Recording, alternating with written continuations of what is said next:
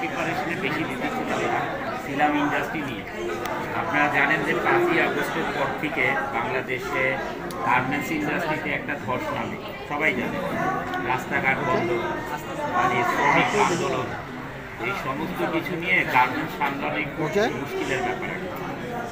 তাই ছবি থেকে কয়েকটা মাস দূরে ইনশাল্লাহ জানুয়ারি থেকে ইকবাল ভাই, তারপরে জাত মাল্টিমিডিয়া, নেত্রীদা লিডার, আপু 4টা ছবি দেখি 2টা ইনশাল্লাহ শেষ করতে পারি কিনা।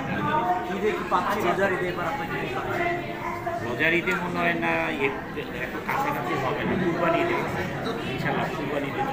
আচ্ছা ভাইয়া, ভাই তো হচ্ছে বরাবরই যখনই কাজ করতে আসে সে একটা চমক দেয়। এই যে আপনার যে লুক, এটা তো বললেন ইকবাল ভাইয়ের জন্য,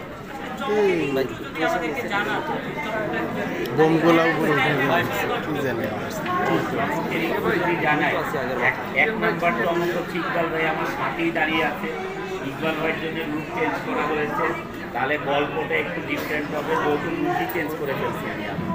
দেখি তারপরে আমরা আমাদের মুভি নিয়ে আমাদের প্রিয় ভাই বোনেরা, আমাদের সাংবাদিক প্রিয় ভাই বোনেরা আমাদের মুভি নিয়ে তখন আমরা কথা বলবো। এখন আমরা কি নিয়ে কথা বলতে প্রোগ্রামে 24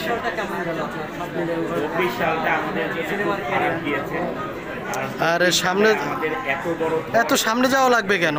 মানে অর্থনীতিতে এবং গার্মেন্টস ইন্ডাস্ট্রি, আপনারা জানেন যে বাংলাদেশের 84% রেমিটেন্স আসে হচ্ছে এই গার্মেন্টস থেকে, আরএমডি থেকে, বিদেশ থেকে। আর 14% আসে আমাদের রেমিটেন্স যোদ্ধাদের থেকে। আর 2% আসে হচ্ছে সারা বাংলাদেশের যত কিছু দেখেন আপনারা এক্সপোর্ট হয় তার আপু 84% রেমিটেন্স যেটা বাংলাদেশ কাকা ঢুকে। এই জন্য আমি আসলে সারাক্ষণ গার্মেন্টসের ভিতরে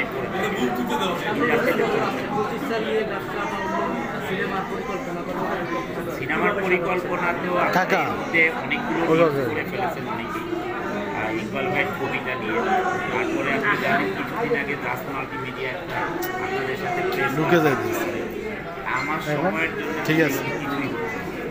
অপারেশন জ্যাকপট 2-3 বার ডেট ছিল, আমি সময় পাইনি, এই জন্য ওনারা শুটিংটা শেষ করতে পারে।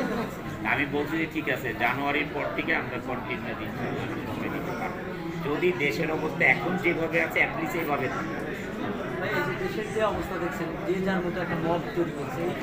মানে সবাই কেন যেন মানে যে যেভাবে পারে সেভাবেই করছে আর কি। মানে এগুলো আসলে চেঞ্জ হওয়া, কারণ আমরা খুব সমস্যা আছি এখন।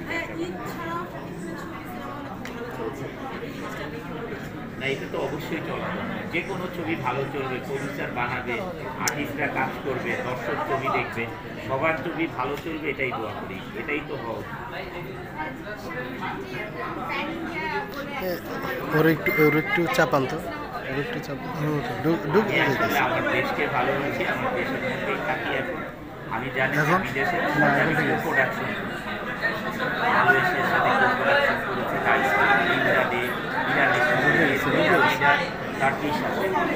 আমি এই শহরে বেশি, মানে আমার এটা বেশি ভালো লাগে।